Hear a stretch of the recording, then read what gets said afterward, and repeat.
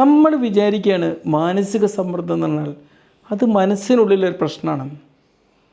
അത് വെറും ഒരു മാനസിക പ്രശ്നം മാത്രമല്ല കേട്ടോ.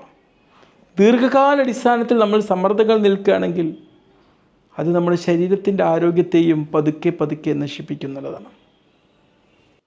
സമ്മർദ്ദം എന്ന് പറഞ്ഞാൽ നമ്മുടെ ശരീരത്തിൻ്റെ ഫൈറ്റ് ഓർ ഫ്ലൈറ്റ് പ്രതികരണമാണ്. ചെറിയൊരു അവസരത്തിൽ ചുരുങ്ങിയൊരു സമയത്തുണ്ടാകുന്ന സമ്മർദ്ദം നമുക്ക് സഹായകരമാണ്. ഇപ്പോൾ നമ്മുടെ പിന്നിൽ ഒരു കടുവ ഓടി വരികയാണ്, അതിൽ നിന്ന് നമുക്ക് രക്ഷപ്പെടണമെങ്കിൽ നമുക്കൊരു സമ്മർദ്ദം ഉണ്ടാവണം. പക്ഷേ അത് ദീർഘകാല അടിസ്ഥാനത്തിൽ അതേ ഒരു എഫക്റ്റ് ഉണ്ടായിക്കഴിഞ്ഞാൽ അത് നമ്മുടെ ശരീരത്തിൽ ഒരുപാട് ഡാമേജ് ഉണ്ടാക്കും.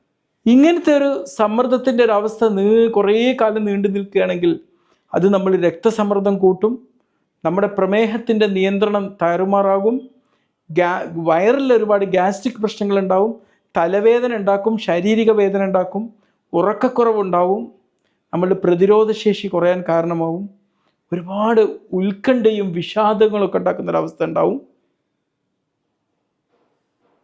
സമ്മർദ്ദം ഒരു രോഗകാരണമായിട്ട് മാറുന്ന ഒരു സാഹചര്യം ഉണ്ടാവുക. അപ്പോൾ സമ്മർദ്ദം കുറക്കാൻ വേണ്ടി നമ്മൾ എന്താണ് ചെയ്യേണ്ടത്?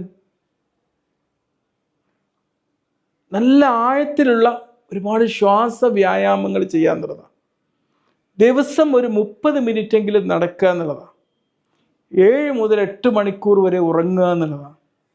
നമ്മുടെ മൊബൈൽ ഫോണിൻ്റെ ഉപയോഗം കുറക്കുക. നമുക്ക് വിശ്വാസമുള്ള ഒരാളോട് കുറച്ച് നേരം സംസാരിച്ചിരിക്കുക. ഏതൊരു ഘട്ടത്തിലാണ് ഈ സമ്മർദ്ദങ്ങൾക്ക് നമ്മൾ ഒരു മെഡിക്കൽ സഹായം തേടേണ്ടത്? തുടർച്ചയായി നിലനിൽക്കുന്ന ആശങ്കകൾ, പാനിക് അറ്റാക്കുകൾ, വിഷാദത്തിൻ്റെ ലക്ഷണങ്ങൾ കാണുകയാണ്, മദ്യമോ മയക്കുമരുന്നുകളിലൂടെയൊക്കെ ആശ്രയിക്കുന്ന ഒരു സാഹചര്യം വരികയാണ്, നമ്മൾ ആത്മഹത്യാ ചിന്തകൾ ഉണ്ടാവുകയാണ്. ഇത്തരം ഘട്ടത്തിലൊക്കെ നമ്മൾ ഡോക്ടറുടെ സഹായം തേടേണ്ടതുണ്ട്. ചുരുക്കി പറഞ്ഞാൽ നമ്മുടെ മനസ്സിനെ കെയർ ചെയ്യുക എന്ന് പറഞ്ഞാൽ അത് നമ്മുടെ ശരീരത്തെ കെയർ ചെയ്യുന്നത് പോലെ തന്നെയാണ്.